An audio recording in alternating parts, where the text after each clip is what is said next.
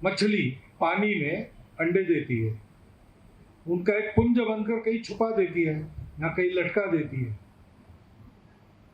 और वो पानी में घूमते रहती है, लेकिन बार बार आके उसको देख लेती है। तो दृष्टि से, तो आप में से अनेक लोग ऐसे होंगे, ये काम होना चाहिए ऐसा लगता है, प्रत्यक्ष जाके अपना समय देके नहीं कर रहे, लेकिन बीच बीच में आते हैं, उत्साह बढ़ाते हैं, लगे हाथ कुछ मदद करनी है कर देते हैं। और कछुए के बच्चे कहीं अंडे वो किनारे पर रेत में छुपा के रखती है, और वो कछुआ पानी में तैरता रहता है, लेकिन उसको याद रहती है हमेशा, और उस याद के कारण भी उन अंडों का विकास होता है। तो इसे स्पर्श से, दृष्टि से अथवा केवल स्मरण से बच्चों का विकास करने की रीति प्राणी जगत में है। इसे हमारा भी ये प्रकल्प चलता है, तो उसके आप लोग तो प्रत्यक्ष स्पर्श से उसको बढ़ाने वाले लोग, ऐसे भी लोग हैं यहाँ कि जो बीच बीच में देखते हैं, और हमारे जैसे लोग भी हैं जो कभी कभार आते हैं।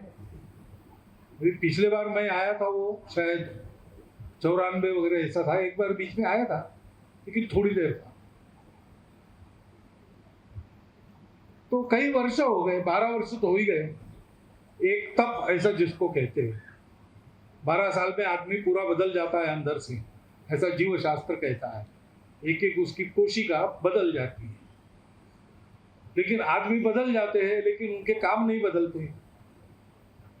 तो घूमते घामते 12 साल में एक बार सब कुछ बदला है, फिर भी वही है, ऐसी स्थिति में देखने को आते हैं। तो अशोक जी ने कहा कि आपके आने से उत्साह मिलता है कि नहीं मुझे पता नहीं, लेकिन अगर उतना ही हम कर सकते हैं तो करने में क्या हर्ज है।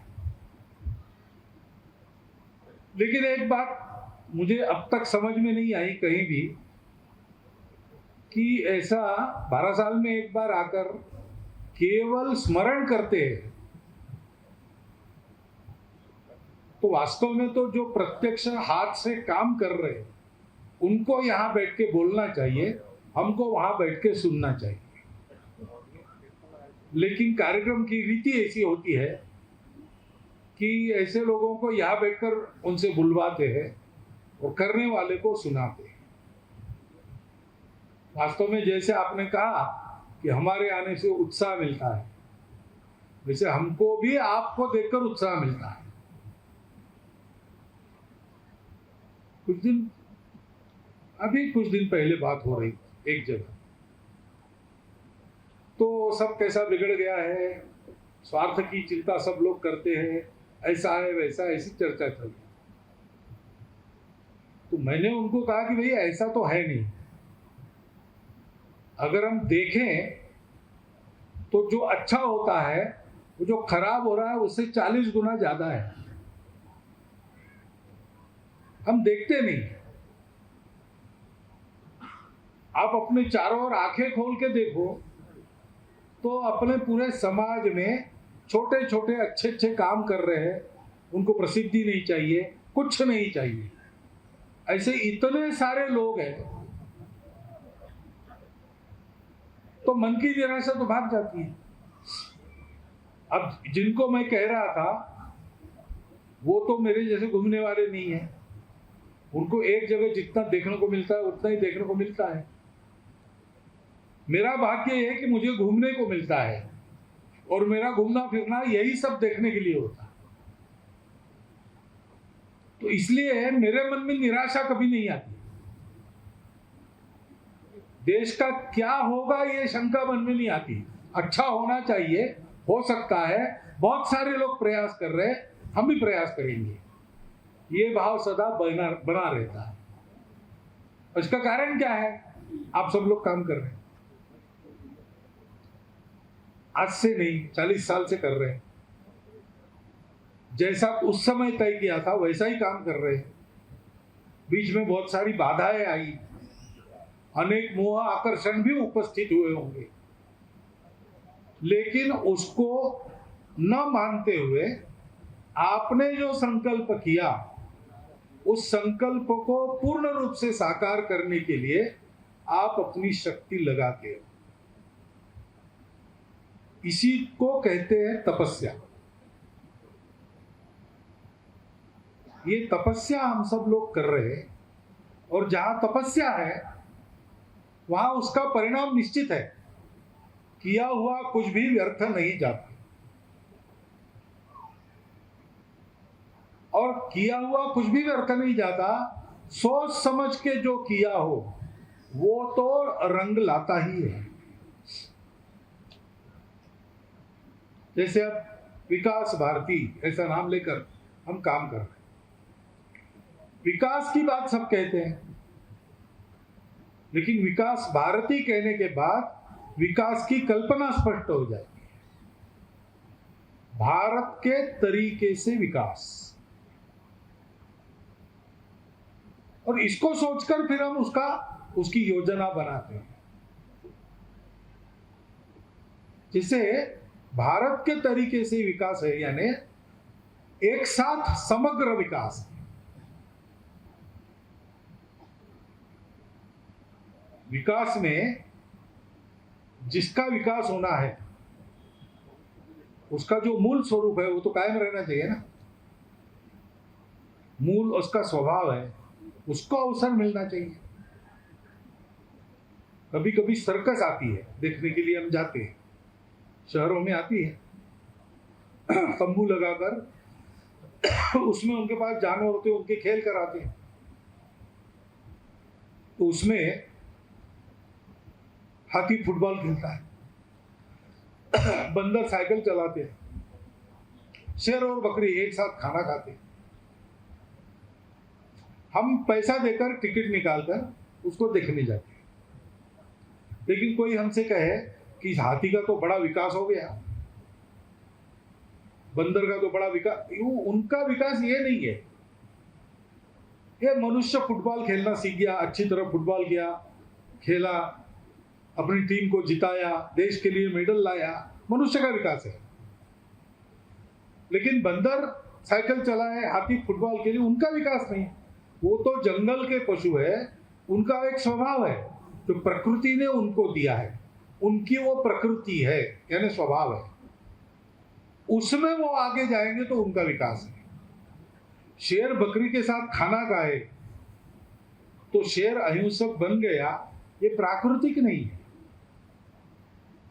शेर तो वही है जिसकी दहाड़ सुनकर जंगल के सारे पशु आदमियों सहित अपने अपने घर में दुबक कर छुप जाते। जिसकी ये धाक जंगल में नहीं है, उस शेर को शेर क्या कहना। तो इसलिए अपनी प्रकृति, हम भारत के लोग हैं, हमारी एक प्रकृति है, पूरे भारत में एक है।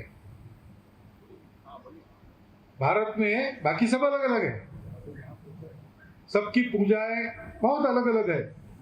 अपने यहाँ कहते कि 33 करोड़ देवी देवता है और नए नए आते रहते हैं। भाषाएं भी, अभी यहाँ असुर भाषा का गीत गाया, यहाँ बैठे हुए भी बहुत से लोगों को समझ में नहीं आया होगा। ऐसी हमारे यहाँ भाषाएं बोली यहाँ मिलाकर कम से कम 3800 है, उससे ज्यादा भी होगी। अलग अलग प्रकार का खान पान रीति रिवाज है, जहां की जैसी आबो हवा वहां वैसा खान पान। मनुष्य भी अलग स्वभाव के तो होते ही है। लेकिन ऐसा सारा होने के बाद भी हमारे देश में सबका मन एक प्रकार का है, जो बाकी देशों का नहीं है। उनकी अपनी प्रकृति है, उनका अपना स्वभाव है, वो उस प्रकार के, हमारा अपना स्वभाव है। जैसे हमारे यहाँ हम बाजार में जाएंगे और कुछ खरीदेंगे तो आज भी पैसे देते हैं, गिन के पैसा देते हैं, जितना लिया उसका पैसा देते हैं, जितना पैसा दिया उतना तोल के लेते हैं। ऐसा होने के बाद भी वो तोल के देने वाला थोड़ा सा ऊपर से देता है। अभी आम खरीदेंगे, 100 खरीदेंगे तो 5 ऊपर से मिलेंगे। सब्जी खरीदी, अब क्या होता है पता नहीं। पहले मैं तो घर में था, तब तक घर के काम भी करने पड़ते थे, तो बाजार में जाके सब्जी लानी पड़ती थी। तो सारी सब्जी खरीदी तो वो धनिये की 4-5 एक जुड़ी की थोड़ी सी निकाल कर पत्तियां डाल देती थी ऊपर से। अब ये कहां से आया? ये सर्वत्र है, सब भाषाओं में उसके लिए शब्द है। कई पस्तूरी कहते हैं, कई पासंग कहते हैं, ऐसे शब्द है। भारत में है, बाहर ऐसा नहीं है। बाहर ऊपर से कुछ नहीं देंगे, तोल का बराबर देंगे। लेकिन हमारे यहाँ तोल के बराबर देने के बाद भी गलती से भी दूसरे को कम न चला जाए, इसलिए ऊपर से देते हैं। मन की प्रवृत्ति क्या है? जो दिया है पूरा का पूरा ठीक से वापस करना। आजकल तथाकथित प्रगतिशील लोग उसको गिविंग बैक ऐसा कहते हैं। गिविंग बैक है ना, वापस देना। हमारे यहां तो ये अपने स्वभाव में, पैसा ले रहा हूं, पैसा ले रही हूं, देना है तो कम न जाए। अब ये अपना स्वभाव है। किसने बनाया? कौन प्रवचनकार है जो ये बताता है? किस ग्रंथ में ये लिखा है? नहीं है। लेकिन पीढ़ी दर पीढ़ी हमारे देश में ये स्वभाव है। महिलाओं को देखने की हमारी दृष्टि, हमारे यहाँ महिलाओं की प्रतिष्ठा, वो माताएं हैं इसलिए है। वात्सल्य उनका, सबका पालन करती है, अलग अलग स्वभाव की संतानें हैं, सबका एक साथ समदृष्टि से विकास करती है, संस्कार देती है, पोषण देती है। तो मातृ स्वरूप है। इसलिए हमारे यहाँ जिसको पवित्र मानना, अच्छा मानना है, उसको माता बना देते। नदी को माता कहते हैं, वृक्ष को माता कहते, गौ को माता कहते।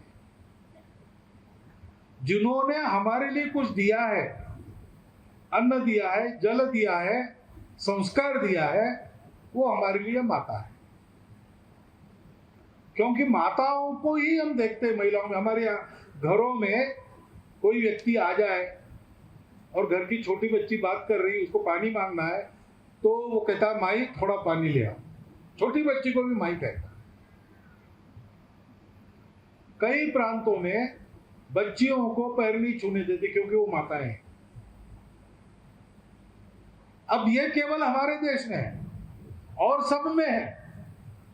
पूजा कोई भी हो, खान पान कोई भी हो, सब में ये प्रवृत्ति है। अब हमारी ये प्रवृत्ति है, हमारी ये प्रकृति है, इसी के आधार पर हमारा विकास होगा। इसको छोड़ के हम दूसरा कुछ करेंगे, हो सकता है उससे पैसा मिलेगा, लेकिन वो हमारा विकास नहीं किया जाएगा। कबीर महाराज ने कहा है, केवल ऊंचा होना विकास है क्या पेड़ के लिए? कबीर महाराज कहते हैं, ऊंचा भया तो क्या भया, जैसे पेड़ खजूर, पथिकन को छाया नहीं, फल लागे अति दूर। तो पेड़ बड़ा है, ऊंचा है, इसलिए हमारे यहाँ बड़ा नहीं मानते। जो छाया देता है वो बड़ा है, जो फल देता है जो बड़ा है।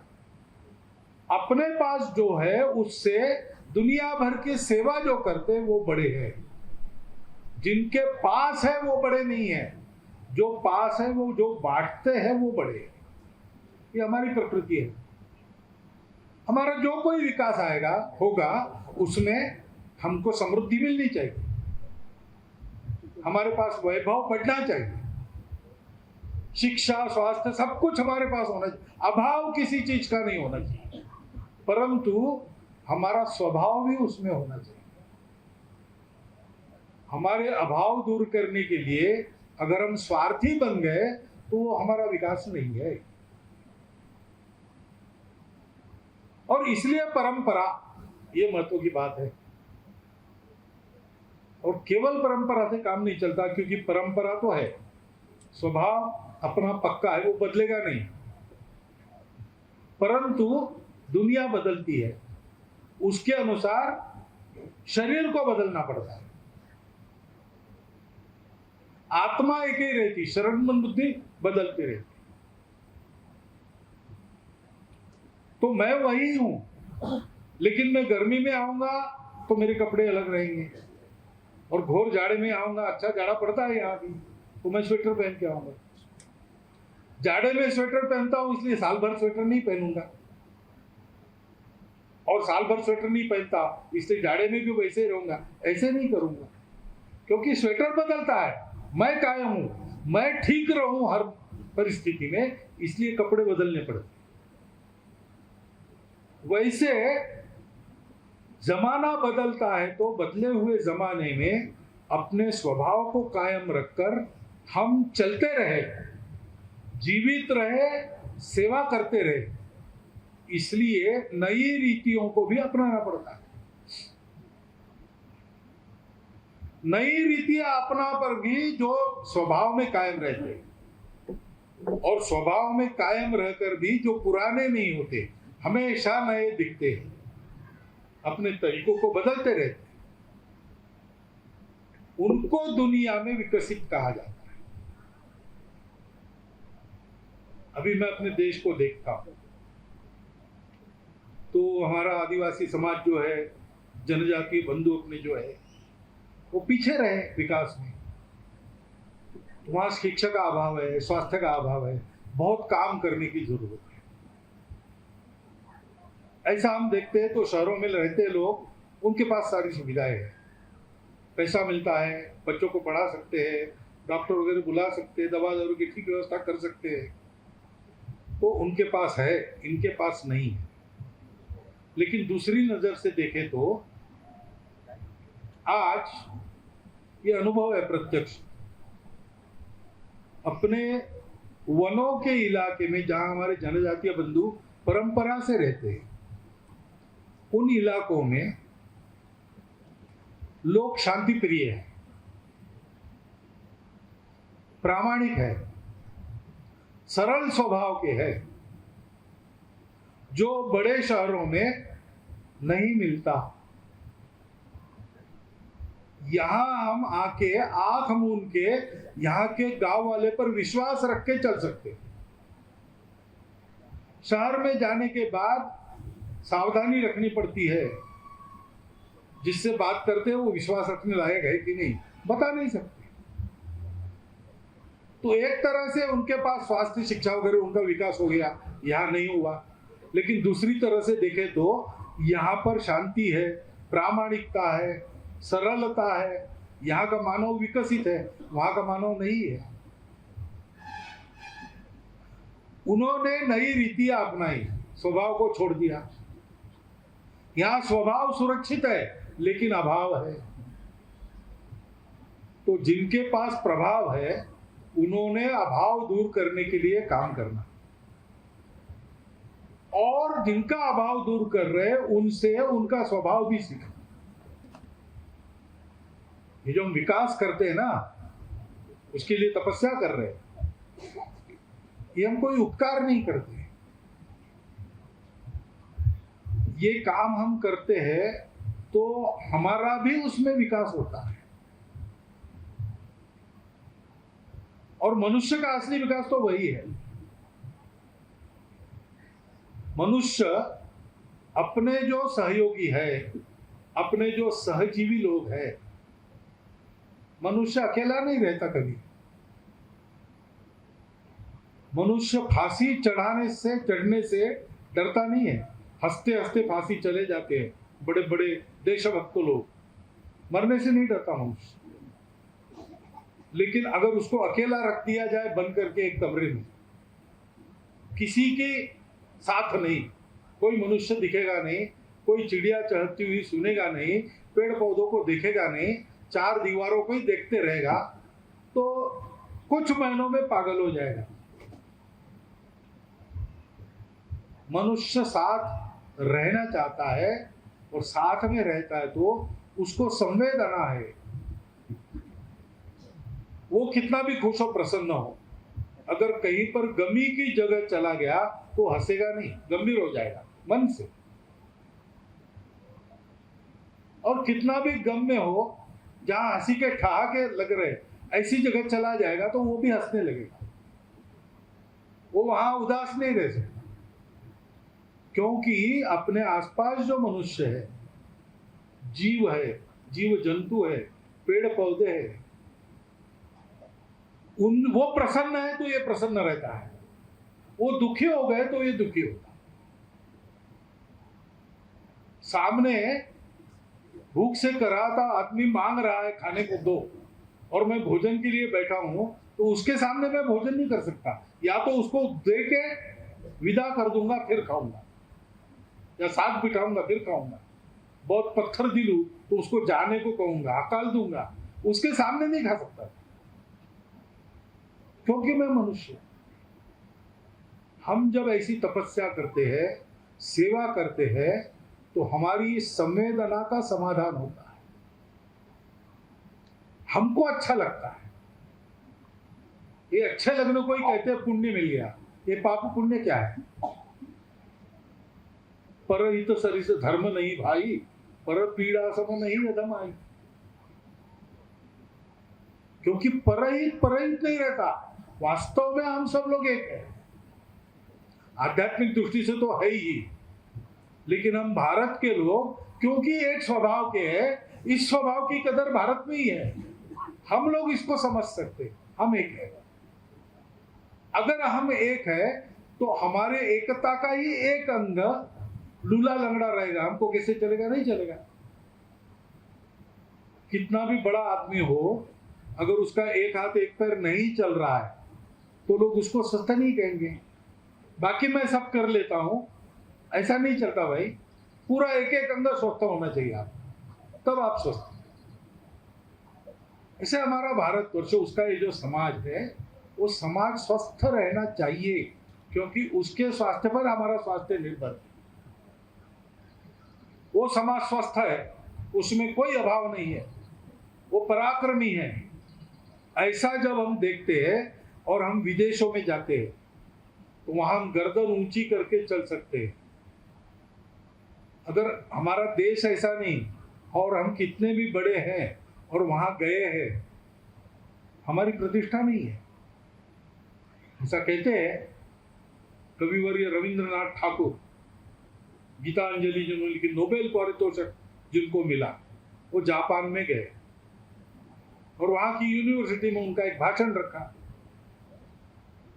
तो भाषण के लिए वो गए, लेकिन वहां प्रिंसिपल थे और लेक्चरर लोग थे, एक भी छात्र नहीं था। हॉल में प्रिंसिपल और एक लेक्चरर लोग मिला के 50-100 लोग थे, बाकी 500-600 कुर्सी खाली। इतनी बड़ी यूनिवर्सिटी, एक भी नहीं। तो उन्होंने अध्यक्ष को कहा कि थोड़ा रुक जाते, लोगों को आने दो। तो उन्होंने कहा नहीं, इंतजार नहीं करेंगे, शुरू करेंगे। तो कोई बात नहीं, मुझे आगे कोई कार्यक्रम में मैं रुकता हूँ। तो नहीं, आप नहीं समझते, अभी और कोई आने वाला नहीं है। तो उन्होंने कहा क्या हुआ? तो उन्होंने तय किया आपका भाषण नहीं सुनेंगे। तो क्यों? कहा कि आप पहले भाषण अपना पूरा कीजिए, बाद में मैं बता दूंगा। तो निरुपाय हो गया, जितने लोग थे उनके सामने उन्होंने अपना विषय रख दिया। और बाद में पूछा क्या हुआ, तो प्रिंसिपल ने बताया हमारे छात्रों का कहना है कि बड़े नोबेल पारितोषिक विजेता है, ऐसे उत्तम कवि है, विद्वान है, सब है, लेकिन इनका देश तो गुलाम है, ये हमको क्या सिखाएंगे? इतनी विद्या है इनके पास, तो पहले अपने देश को गुलामी से छुड़ाओ, फिर यहाँ आके बात करो। कोई ऐरा गहरा थुकैरा नहीं था, रविंद्रनाथ टैगोर थे। लेकिन उनकी भी प्रतिष्ठा, हम लोगों की सबकी प्रतिष्ठा, हमारे आम आदमी की प्रतिष्ठा, सुरक्षा, उसकी संपन्नता, उसका विकास उस पर निर्भर है। और इसलिए हम ये जो काम करते हुए, तो सेवा है, भगवान की सेवा है। जिनकी सेवा हम करते हैं उनका हम धन्यवाद करते हैं, उन्होंने हमको ये अवसर दिया। ऐसी तपस्या हम लोग कर रहे हैं। अपने ऐसा कहते, कुछ लोग ऐसे होते हैं कि जिनको देखने से हम धन्य हो जाते हैं। मान लीजिए भगवान का दर्शन हो गया किसी को, तो कहता है बस हो गया, सब जन्म मेरे तर गए, अब कुछ रहा नहीं लेने देने का, पाने का, सब कुछ मिल गया, ऐसे धन्य हो जाते हैं। ऐसे इस प्रकार की तपस्या करने वाले लोगों के दर्शन से देखने वाला धन्य हो जाता है। तो मैंने कहा कि देखकर भी चिंता होती है, लेकिन केवल आपकी चिंता देखकर होती है ऐसा नहीं, तो आपको देखने से हम धन्य हो जाते हैं, हमको विश्वास मिलता है, हम बाकी जगह जाकर सीना ठोक के कह सकते कि अपने देश का भला होने वाला है। अरे ये सब गड़बड़ है, वो सब गड़बड़ है, वो सब गड़बड़ है पता है, लेकिन बहुत लोग हैं जो गड़बड़ नहीं है, सही है, और जैसा करना चाहते हैं वैसा कर रहे हैं। तो एक तरफ विकास भारती के काम से जिनका विकास कर रहे हैं उनका कल्याण होगा, दूसरी तरफ विकास भारती के कार्यकर्ताओं को देखता है देश, तो देश का मनोबल, आत्मबल बढ़ेगा। तो दोनों तरफ एक अच्छा काम हम कर रहे हैं, इसमें घाटा किसी का नहीं, इसमें सबका लाभ है। और यह काम हमको, हम ही रखकर हमको दुनिया के सिरमौर लोगों में एक बनाता है, स्वभाव को कायम रखकर हमको नया कलेवर समय के अनुसार देते रहता है। असली विकास हमारा इसमें से होते रहता है। ये ऐसा काम है, इसलिए जैसे मनोयोग से आप बने हैं अभी तक, ऐसे आगे भी बढ़ते रहना है, क्योंकि इसका कोई अंत नहीं है। आगे बढ़ने का कोई अंत होता है क्या? इतना आगे जिसका कोई छोर नहीं, जहां पूर्णता ही मर्यादा हो, सीमाओं की डोर नहीं। विकास एक ऐसी चीज है, यहां तक विकास करना सोच के विकास किया, वहां गए, वहां पहुंचने के बाद दिखता है कि इसके भी आगे है, तो मनुष्य है लेकिन मानवता नहीं, इंसानियत नहीं है, वो मनुष्य बन जाए असली पहले। वहां जाने के बाद उसको लगता है लेकिन मनुष्य से कोई होते अति मानव, सुपरमैन कहते, सुपरमैन फिल्में वगैरह निकलती उसमें दिखाते हैं कि अलौकिक शक्तियां जिनके पास होती, तो फिर मनुष्य अलौकिक बनना चाहता है, सुपरमैन बनना चाहता है, अति मानव बनना चाहता है, लेकिन वहां रुकता नहीं, उसको लगता है कि देव बनना चाहिए, तो देवता बनना चाहता है। लेकिन देवता कहते कि हमसे तो भगवान बड़ा है, वो भगवान बनना चाहता है। और भगवान कहता है कि मैं तो विश्व रूप हूं, अभी तो आपको एक रूप में दिख रहा हूं, लेकिन मेरा जो सारे विश्व में व्याप्त ऐसा बिना आकार का रूप है, वो असली मैं। तो वहां भी कुछ है क्या रुकने की जगह, कि वहां से भी आगे कुछ है, ये कोई जानता नहीं है, ऐसे कह नहीं सकता, नहीं है ऐसे भी कह नहीं सकता। लेकिन एक बात जरूर इससे कहते लोग कि विकास का कोई अंत नहीं है, बाहर का विकास भी, अंदर का विकास भी, दोनों का कोई अंत नहीं है, ये निरंतर करने की बात है। और इसलिए थोड़ा सा असमाधान रहना चाहिए हम सबको कि इतना सारा किया लेकिन अभी ये रह गया है। इसीलिए आपने कहा ना, मैंने कहा था आप सब जगह अपना काम कीजिए, तो मैंने क्यों कहा उस समय, क्योंकि सब जगह काम करने वाले लोग भी हैं हमारे। अशोक जी इधर काम कर रहे थे, और भी लोग काम करते, कल्याण आश्रम काम कर रहा था, अभी भी कर रहा है।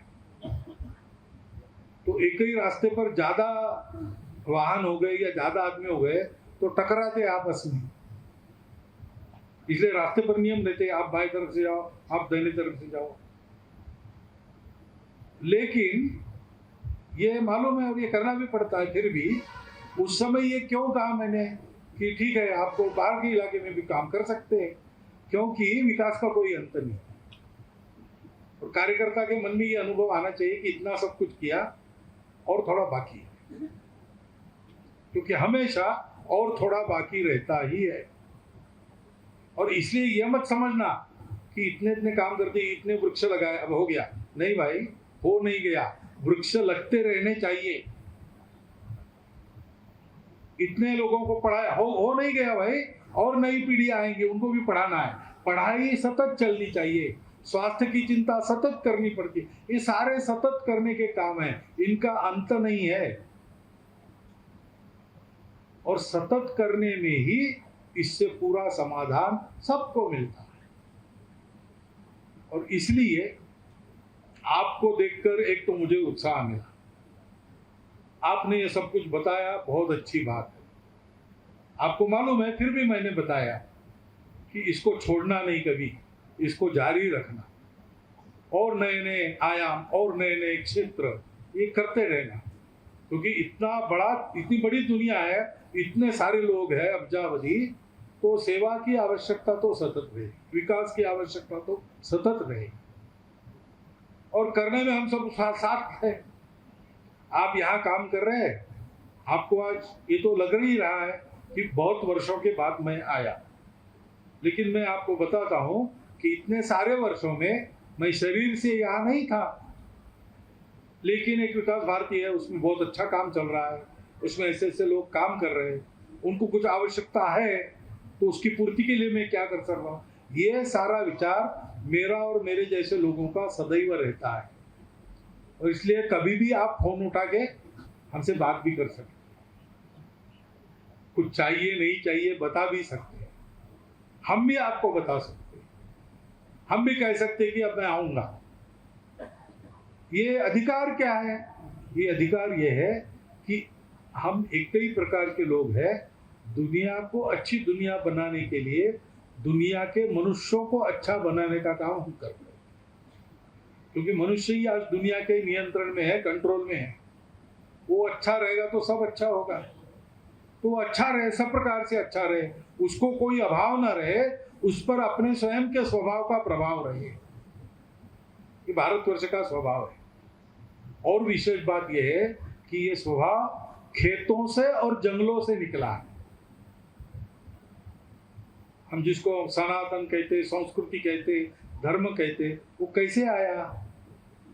वो राजमहलों से नहीं आया है, वो आश्रमों में से आया।